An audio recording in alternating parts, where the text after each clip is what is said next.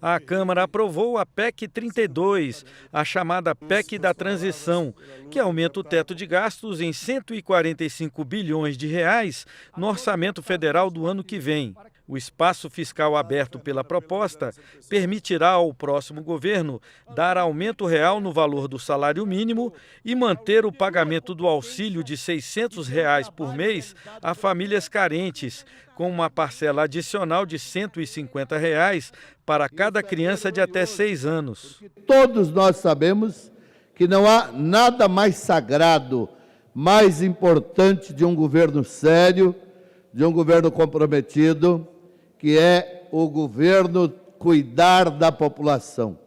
Aprovar o programa Bolsa Família, R$ 600, aprovar R$ 150 para as crianças até 6 anos de idade, é a gente dizer, o Congresso Nacional e o presidente Lula e o governo federal dizer, nós vamos garantir que nenhuma pessoa passe fome, que nenhuma pessoa esteja numa situação de vulnerabilidade, que é o direito mais sagrado, constitucional e humano, que é o direito à alimentação. Alguns partidos votaram contra a aprovação da matéria. Essa é uma PEC cuja maior parte do valor, quase 100 bilhões de reais que ela está tirando do teto de gastos, está sendo feita para, de um lado, dar um cheque em branco para o governo eleito,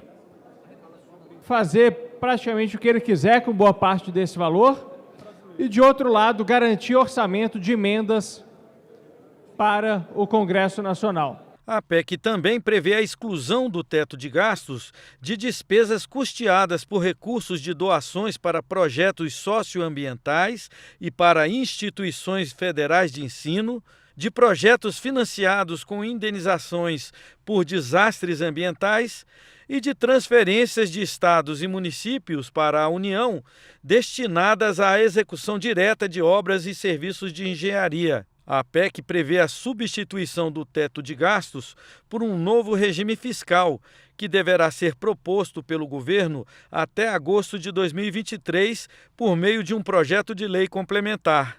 Existem 4 regras de âncora fiscal em todos os países. A primeira regra, primeira âncora, é a âncora do gasto, que é feito em alguns países, que eu vou já elencar.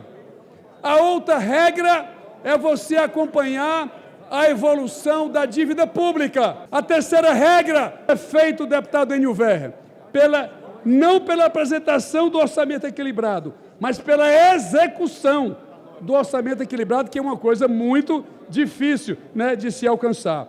E a quarta regra é seguir a despesa baseada na receita. A desconstitucionalização de regras para o regime fiscal, que estabelece limites de endividamento do governo, dividiu os debates do plenário. O que nós estamos votando aqui é um dos pontos mais importantes da PEC. Nós estamos acabando com o regime fiscal do nosso país. Nós estamos dando um cheque em branco ao governo do PT. E nós já vimos o que aconteceu no governo Dilma, o governo da pedalada, o governo da irresponsabilidade. É assim que eles agem. Como é que eu vou votar para acabar com o regime fiscal nessa PEC, sem saber o que tem no conteúdo da lei complementar? Isso é um absurdo. Eu ouço aqui falar em cheque em branco. Nós nunca demos um cheque em branco ao presidente Bolsonaro, porque o teto estava mantido na Constituição durante os 4 anos de governo dele. Foram 4 anos de fura-teto. 51 milhões no primeiro ano, 507 milhões no segundo ano, 116 bilhões no terceiro ano, 117 bilhões nesse ano. Prometeu zerar o déficit primário no primeiro ano e está entregando um orçamento com 63 bi de déficit primário para o ano que vem. O texto da proposta de emenda à Constituição também autoriza o relator geral do orçamento a realocar os 19 bilhões e 700 milhões de reais previstos nas chamadas RP9 ou emendas de relator, que foram consideradas inconstitucionais pelo Supremo.